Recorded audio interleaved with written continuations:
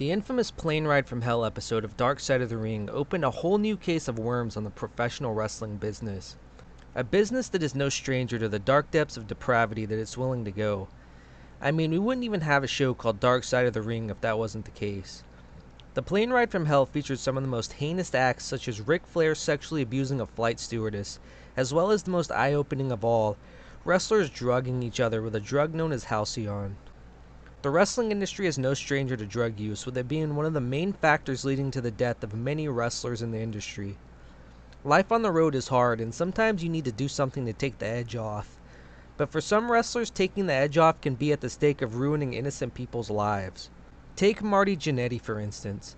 No stranger to drug use or controversy in the wrestling business. Marty Janetty has made many shocking accusations over the years, from allegedly admitting to murder to drugging and raping women with Shawn Michaels in the 80s. These stories aren't, however, just referenced by other wrestlers, but Marty Janetty himself. The sad thing I've noticed is when these stories come out, is they're often played off with laughter. Like you'll see in this clip today, the lack of empathy or moral ambiguity is frightening. I truly feel like I'm looking through the eyes of a monster as he tells the story. Now behind those dark, sinister eyes are the eyes of a writer. Marty loved to write stories on a website called the Wrestling Classics Message Board. This story was spread around like wildfire in 2003 on many websites, even with fans back then questioning the sanity of Marty Janetty. So this video will be about that post from 2003, retold on a website known as bodybuilding.com. I will switch back and forth between this interview and this post from bodybuilding.com. Note that this post was made in 2003, and this interview today is from a YouTube channel known as Boston Wrestling MWF that took place only 1 year ago. As I read this story, I couldn't help but think that anyone could have wrote this, but as you'll soon see, Marty Janetty recounts this story almost word for word verbatim as he retells this frightening story. Well, there was this time, I feel like I can tell this and not get in trouble again. This was back in 19, that already makes it old, 19, let's go with 89, somewhere in there. And it was at the end of one of those 30, 40-day tours, and we finished up on the West Coast. It was out in San Francisco, I guess. And they have red eyes, you fly through the night. And we go through Dallas and then wherever everybody split up, wherever you're going home. It's the end of a 30 or 40-day tour. Everybody's dead ass tired. The red eye, we figured, well, good, we'll sleep through the flight. You know, kill two birds with one stone. Getting home and you get some sleep. But it was mostly the boys, probably 15 other people, and the rest was like, it was about 30 of us, the boys, all the boys on the flight. And these last three people that came on, actually it was 1, 2, 4 people, 3 guys and a girl. They come on, they were obviously been partying, they were raising hell, like, and you know, we're like, ah, shit. Me and Sean in particular are like, ah, shit, we got to keep partying now. and I was like, looking at him, we were just like, just go to sleep. Let's go to sleep. But then they started being rude a little bit. Oh, really? Yeah, they recognized the wrestlers. They recognized Sergeant Slaughter was on there. And they were like, look, we're on the flight with G.I. Joe. G.I. Joe. That's that wrestler, G.I. Joe. And he didn't like that shit. I mean, he's just, you can see his jaw going out even further than it does already. Like the puppet, yeah. Yeah, like Jay Leno. And, sorry, Jay. And, yeah, he was getting pissed off.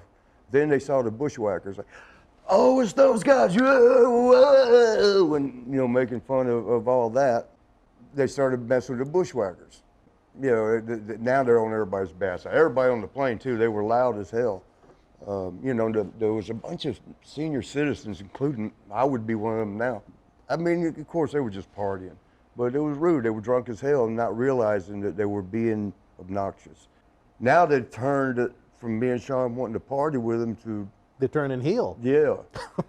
and so they, you know, they're wanting to order more drinks, which they did, and they were obviously came on drunk. But this was back in GHB days. And what GHB is, it's a powder, or you can get it in liquid, or you could back then in liquid form. But what it is, you mix it up with water, and it's probably Heenan used to call it his favorite cocktail. But I can hear those words coming out of his mouth. Yeah, cocktail time. All the boys were taking it because it was actually legal. It was sold at GNC's. They found out that it was originally used to help induce sleep, and you take a big scoop of it, you will go to sleep. But as they were testing it, they found out it helped burn calories too, and so it became a health product. GNC's, gyms, and you could buy it everywhere. Gold's Gyms would have it right there, and but it was to all the athletes. We all were very aware of what GHB is, what it does, and what it does is when you take a little scoop of it, that's all you really want. You feel like you just drank a 12-pack. I mean, you get like buzzy. Wow, really? Yeah, and all it is mix it with the water, and it lasts about a half hour. Well, for some people, it lasts about an hour and a half, and then you're back. You're completely normal. It's not like you actually did get drunk, and now you're gonna be fucked up for the rest of the night. These kids are like, so Sean and I are like, you got the GHB, and we did it correctly. We didn't, do it in any kind of way where y'all need to call the police to me again. Maybe me too. I don't know. Yeah, but we walked right where they're at, and stop in the aisle, and we're playing the role now. Like, Sean, you ready, buddy? You ready to party? And he'll, yeah, let's do it. And I did one, and then they're like, hey, what is that? And we're like, oh, this is some party stuff. Y'all don't want to mess with this. This is strong. This is good stuff. And they're like, oh man, we're from the fraternity. We do anything. And we're like, nah, y'all don't want to mess with this. and the more we said no, the more they're like, yeah we do. And so we were generous enough to let them have some of ours. And I don't want to say Sean, but somebody. One scoop is all you need, no matter how much you can drink or smoke or snort or whatever. One scoop of this is all you need. And Sean takes and dumps a couple scoops in. Got to be careful because people would have OD'd on it. That's why they finally took it off the market. All the little scrawny ass damn hippie ass kids down in Tampa were ODing on it. And the way you feel it coming on, I mean, when you're drinking, you don't feel it coming on. When you smoke weed, you don't really feel it coming on. When you're snorting, you kind of do. I don't know why I would know this stuff. But but then with this, you feel it. You start getting a little, the eyes start like, hey, what's going on? And then you're full like, God damn, life is great. But 5 minutes in, the one dude sitting there goes, man, this ain't shit. And Sean's like, let me give him some more. I said, no. and I was like, it takes a couple more minutes. Just if you need some more in about 2 more minutes, 3 more minutes, we'll give you some more. We'll help you out. Yeah. And so he, a couple of minutes go by and he goes, uh-oh, I feel something. And then he looked at the girl. There's a beautiful girl, long blonde hair. She had a spaghetti strap top with big boobs. Beautiful girl, and he looked over at her and he goes, are you feeling this? And she goes, I'm feeling something. And then the other 2 guys over, like I said, they'll put you to sleep if it's too much for you. The one guy's already passing out, and the other guy had to run to the bathroom because it'll make you shit. So, oh, really? Yeah, I didn't mean to say that crudely. It'll make you poo-poo. Yeah. And so now everything's in place. The word got out amongst the boys up and down the plane. The Rockers, damn, I'm in trouble again. The Rockers gave them some GHB, the college kids some GHB. So now they're knowing what it. Let's see how they respond. They want to see the finish, quote unquote. Yeah, so they're coming back out of first class. We were in the back. I was back there with Brooklyn Brawler and shit. No, I'm just playing. But I think Earl Hebner wanted to have, yeah, it was Earl, because he always cut up more than Dave did. You know, they were twins, the referees. Yeah. Great guys, man, I love them. Earl comes back and he's laughing from like 3 rows up, and he's looking over at the girl, and so I'm looking, and she's now leaned up against the window, the wall, and the throw up's coming out, and it'll make you throw up too if it's too much for you. There's a big scoop. Yeah. We're not talking about Raisin Bran either. We're talking GHB. I was running down the wall too, and he was like, ew. And old Hebner saw that, and he ran back. I mean, she was like asleep doing it, going up and down the wall. So he runs back up front to get something.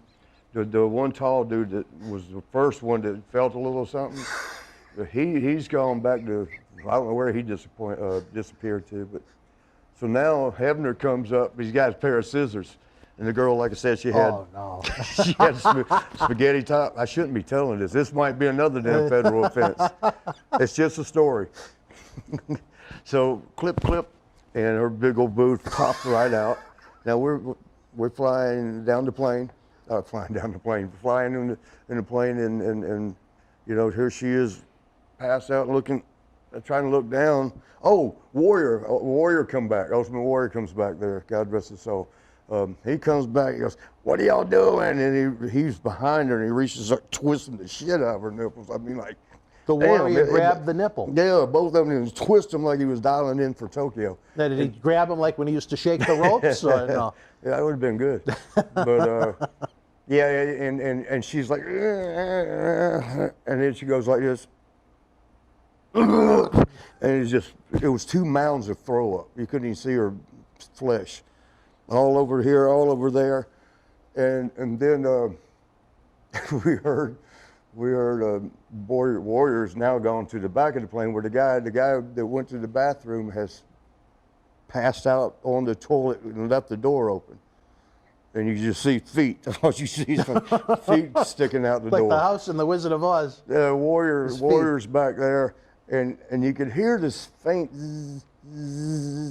I'm like, what the fuck? And you can see just his arm, like, you know, doing like this. Whose arm is this you're talking about? Warrior's. Warrior's arm, okay. He's back there, and now here. While the girl was getting all pinched up, now G.I. Joe, who was pissed about that, he sees him and he bows up like when the stewardess are coming, like blocking the view. Everybody was contributing their part, and then Warrior's back there doing something. We're like, what the hell is he doing back there? What's that sound?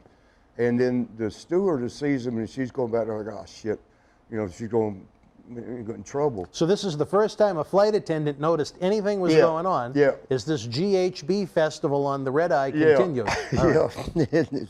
And she goes back there, and she sees the feet sticking out, and the guy was like this, and he threw up in his underwear and his pants right there. But he's like this, passed out. And Warrior's like this, rubbing or doing something. And then when she gets back there, what's going on? He puts his hands on back to the next massage. I'm a doctor, I'll take care of it. Well, he was a chiropractor, right? He was. So there you go. He could get away with that statement. And he did it so smooth. Like rubbing him back, I'll take care of it. And she said, okay. And you know, the big ass Warriors, I'll take care of it. She turned and walked away. So then he goes up the aisle giggling. And then we were like, the fuck did he do? We go back there, and the guy looked like he had a reverse Road Warrior haircut. He had zipped. Who cut the hair? The Warrior. That's what he was doing. That's Warrior what he had. The buzzer kind. Yeah. He just zipped him up the middle and zipped him off to the side. And so the guy's now he's got throw up and hair all in his underwear and pants. And he's passed out on the thing. I'm sitting there, we're all dying laughing, like, what are we gonna do about this? We can't just leave him like this. And I told him to shut the door. That's what you do. And then we hear zzz, zzz, zzz, like, where's Warrior at? He's over there by the girl. Oh no, he didn't cut the girl's hair, did he? She came in looking like very pretty, like a Tara Reid sort of looking. And then when Warrior was through, she looked like Sinead O'Connor. Oh, there was a strange hair sticking over here. And the flight attendants didn't notice haircuts were going on in the middle of this plane? No, I'll get to that. Okay. We got, what, 3 minutes, 2 minutes? Okay, and then And again, then you hear zzz, zzz, you know, and Warrior's over there. Well, the one guy had passed out across 3 seats. He's laying all down, and He's got the Road Warrior haircut now. no, that's the one in the bathroom. Oh, this is another. Okay. This is another one of the dudes, and he's laying like this on the seats. That's the only hair he had. He looked like a reverse Boris Zukov. He had just hair shooting up here. All the rest of it was gone. Oh God! and then the one tall dude, the first one that wouldn't, you know, he goes up and, hey, whatever her name was, turns the light on. He goes, how do you feel? Oh my God! Oh my God, this ain't good. This ain't good.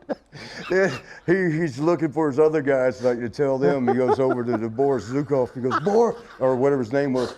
He goes, hey, wake up. And he turns the light. And he goes, oh my God.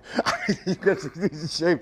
And then he like looks for the other guy and he sees his feet sticking out. And he goes back there. He goes, oh my God. and he comes up to me. He goes, man, you got to help me. I don't know what's going on around here. I don't know. And I'm like, all right, well, calm down, calm down. He goes, you're my friend. You're my friend. He goes, what's your name? I said, Steve Lombardi. Did you really? Yes. I got him back for the rats. Yeah, so you know, he was telling the stewardess, and steward was the dude up there, Steve Lombardi, Steve, he can help us. He's on our side. He's helping us. And so the steward dude, he takes me aside. He goes, Steve, I'm trying not to laugh. He goes, you were back here. You saw what happened. I said, no. No, who's asking you this at this point? The steward guy. Okay. And I was like, I ain't see nothing. He goes, look, man, all the wrestlers from up front, I know y'all all together, all the wrestlers, Warrior came back there. Macho Man's up there asleep the whole time. He didn't come back yet. And there's a reason I say that. But he was like, you know, telling me he knew the wrestlers had something to do with it. He goes, you know, they said you're helping them. We need to know what happened. I said, here's the only thing I know. They came on the plane very drunk, and you guys served them alcohol.